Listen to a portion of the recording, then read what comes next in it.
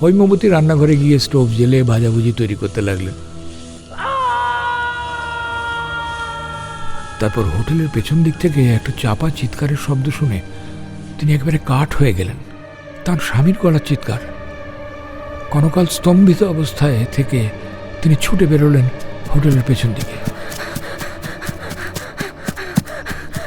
পেছনের জমিতে যাওয়ার যে দরজাটা আছে, হৈমবতী দরজার কাছে পৌঁছেছেন। এমন সময় মানিক মেহতা ওদিক থেকে ঝড়ের মতো এসে ঢুকলো। হৈমবতীকে সজোরে এক পাশে সরিয়ে দিয়ে সদরের দিকে চলে গেল।